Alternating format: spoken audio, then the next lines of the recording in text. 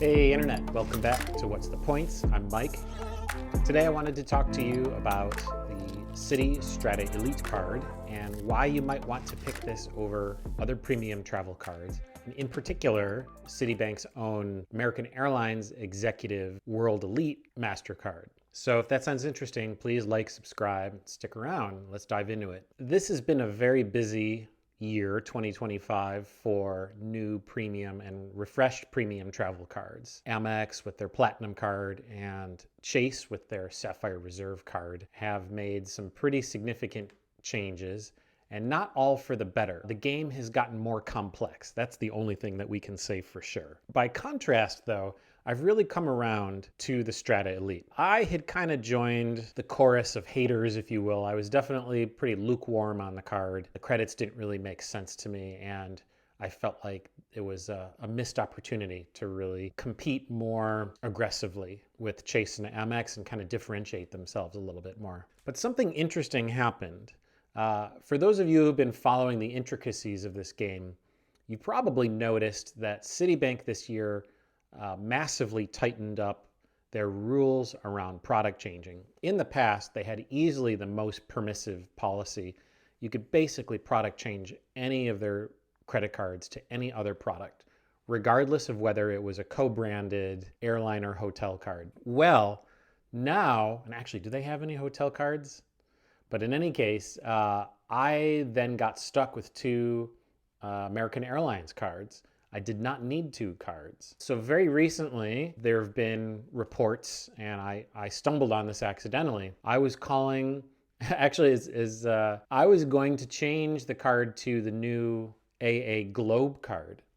Now, if you've been following my my other videos, you've seen that I've been on quite the journey with regards to American Airlines status, and in particular have been strongly considering switching over to Alaska Airlines status. And so you can check out my other videos for some of the background on that. And that kind of informed my decision not to get the Globe. But what really informed it was when I fortunately had the patience to say, well, can you just double check? Because I know I've called a couple times before and you said, no, you can't change it to anything other than the AA family. And they said, well, you know, now you can change it to some AT&T card. Maybe that was already there. They said, now you can product change this to the Citi Strata Elite. I was in total disbelief, but you know, they explained to me that this was true. While I was on the phone with them, I read some more reviews and I was like, no, please bear with me. Thanks for your patience. Let me research this.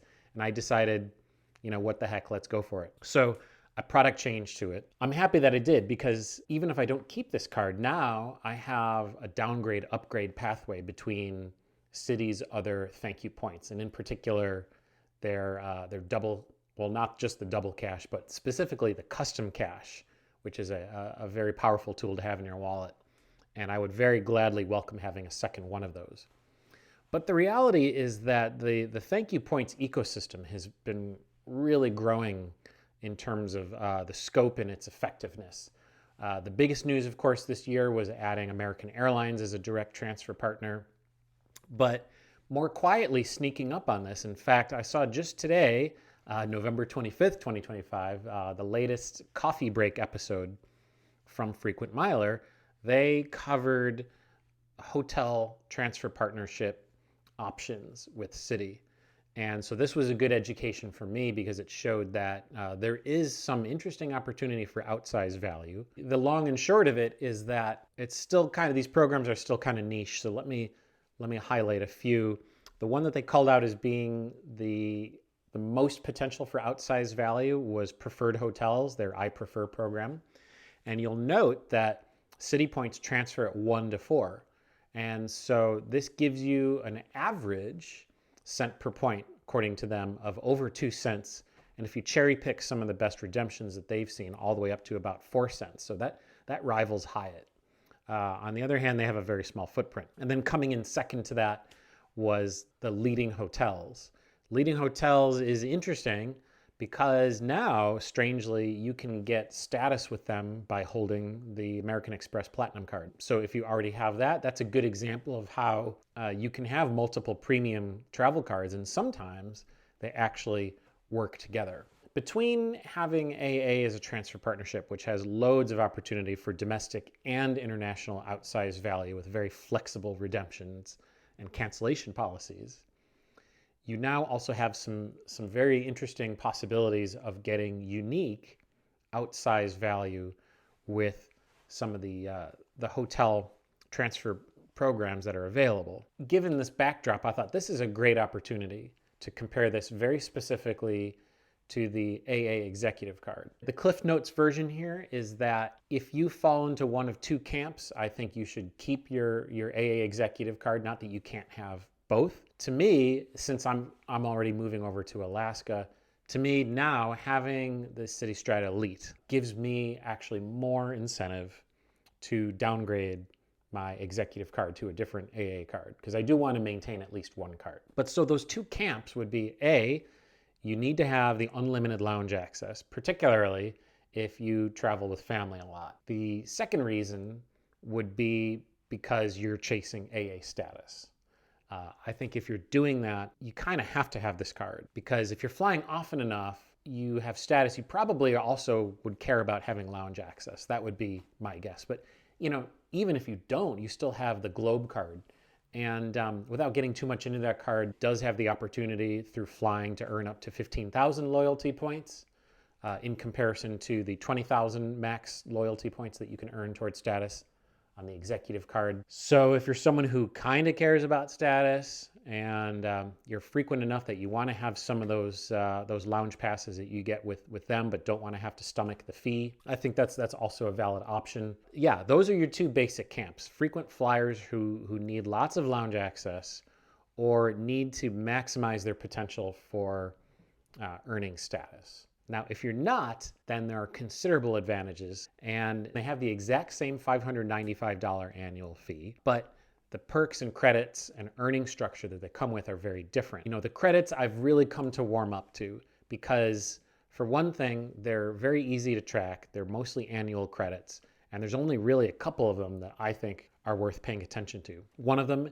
is the $300 calendar year annual travel credit for hotels, which has the huge advantage of being able to be used much like the Capital One Venture X through any property in their system. It's kind of funny because a lot of people praise that credit from Capital One for its ease of use and its flexibility. As far as I can tell here, the only comparative disadvantage is that credit only applies to hotels and not to airline. But in case you were worried about that, this leads me to the second credit, which is the $200 splurge credit. That can be used on also a calendar year basis towards two merchants of your choice that can be changed at any time that you want. And American Airlines is the top of that list. And there's some others in there I'll highlight: Best Buy and also Live Nation, which also includes Ticketmaster purchases. So even if you're getting towards the end of the year and you haven't figured out what to do yet, you could just go in-store to Best Buy, get a gift card, call it a day. And I believe I've also seen data points that you can buy American Airlines gift cards. I know I've done that to get the airline incidental credit. Interestingly, with AA, unlike most other merchants, and so I have seen some data points that would work for the splurge credit. So there's very little risk of breakage. You're actually, without too much work, you're going to be able to fairly easily recoup the costs of this annual fee, the majority of it just from those two credits right off the bat. The other advantage too that I didn't even mention yet, which puts them at the top of the class, is the earnings through Citi Travel. They are really doubling down on that, to the extent that I also have to call out that this is actually in comparison to the other two most popular premium cards, the Amex Platinum and Chase Sapphire Reserve. Those cards have more opportunities for earning points directly through travel providers. Citibank, with their Strata Elite, does not, and that's a little unfortunate. On the other hand, depending on your setup, I think this is far from a deal breaker, because for one thing, when you go to use this credit, you're going to get 12 points per dollar on the amount that you pay. My most recent video was actually comparing the Platinum to the CSR. And now that I've gotten more familiar with the Strata Elite and its pros and cons, I think it's uniquely positioned. I think that even though it's more expensive than the Capital One Venture X, it fits a sweet spot in between the more complicated and more expensive premium travel cards from other issuers. And it gives more opportunity for redemption than Capital One. So if you're looking to get into the game and not have to break the bank, have fairly simple to use credits, and also have a good selection of outsized value to use both for domestic and international airline travel and for hotels, without even having to use the travel portal more than once just to get your $300 hotel credit. The Strata Elite's actually pretty tough to beat. Probably most people could benefit from being in the Citi ThankYou point ecosystem. Now, will I keep this card indefinitely? I'm not sure. I'm actually leaning towards downgrading this to the Premier card, partly because I think that's also an overpowered card for a $95 annual fee. I had it previously, and that was before AA was a transfer partner. Now that they are, and you look at their broad earning categories, that's kind of the one miss. I wish that Citi and other issuers would include and supersede the benefits of lower tiered cards. I get they're trying to differentiate products. That's cool. But come on, how many people are going to hold both the Premier Citi Strata Premier and Citi Strata Elite? So to me, that's kind of my one gripe. I wish that cards, these issuers would give incentive to, at least include as a baseline the earning categories. Alas, we don't see this. Amex is the worst offender, but they get away with it because 5X on Airlines Direct is still industry leading, so fine.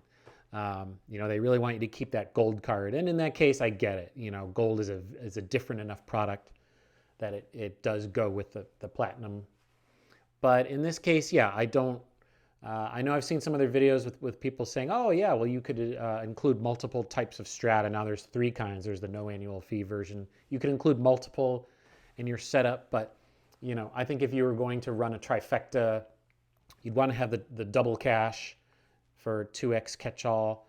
One of the versions of strata that transfers to the full spectrum of transfer partners at the full transfer ratio. So that means at least the annual fee version, the Premier at $95 a year, or this one, the Strata Elite at $595. You want to have one of those, and then a custom cash, because even though that limit is pretty low, you can't beat that 5x on almost any category that you can choose. One thing I do have to give kudos, they have a 1.5x floor as a catch-all on the Strata Elite.